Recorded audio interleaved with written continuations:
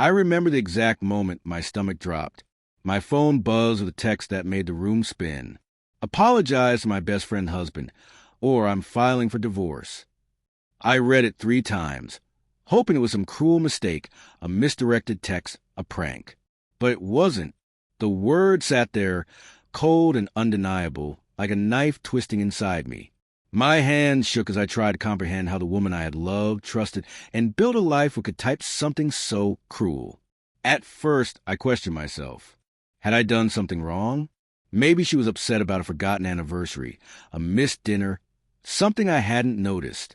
I replayed our last week in my head, searching for missteps. The morning I left early, the night I skipped her favorite show, the way I'd laughed at a joke she didn't like. Nothing seemed enough to warrant this kind of text. Then came the subtle signs I had ignored. The secretive phone calls she answered in another room. The sudden defensiveness when I glanced at her messages. The way she smiled at her screen in the middle of the night. The faint scent of someone else's cologne lingering on her jacket. I had questioned my imagination, convinced I was being paranoid. But now, with that text, the truth was unavoidable. I decided to confront her, try and keep my voice calm, though it trembled underneath. "We need to talk," I said quietly that evening, sitting across from her at the kitchen table. She didn't look up from her phone. "About what?" she replied, casual, almost bored. "The text," I said, holding up my phone like it was a weapon. "The one where you said I should apologize to him." Her eyes finally met mine, sharp and unapologetic. "He deserved it," she said. "You embarrass me. And if you can't admit that, fine. Maybe divorce is the only way you'll learn." I felt the floor vanish beneath me. "Embarrassed you? By what?" My voice rose, but it was fragile, breaking under the weight of disbelief and heartbreak. Her laugh was light, cruel. "You don't even remember, do you?" she said. "You humiliated me at the dinner, in front of everyone, and now you expect me to act like it never happened?" I blinked, trying to recall. And then it hit me. Weeks ago, at a small gathering with friends, I had joked about her spending a little too much time with her best friend's husband. It had been playful, light teasing. But to her, it was a weapon, a slight I hadn't even realized I had delivered. But jokingly embarrassing someone isn't a reason to threaten divorce. And certainly not a reason to mock, manipulate, and hide something far worse. Because the text was only the tip of the iceberg. I began piecing it together. The late-night whispers, the subtle defensiveness, the sudden tension when she mentioned him. And then I found the messages, exchanges that went beyond friendship, words that burned, images that shattered every illusion I had about our life together. She hadn't just been hurtful, she had been living a lie.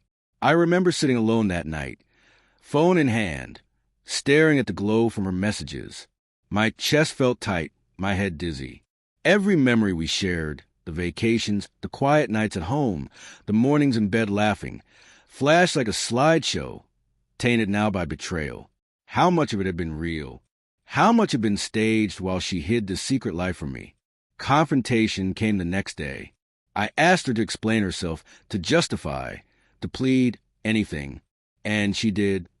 Half apology, half justification. "I didn't mean for it to go that far," she said.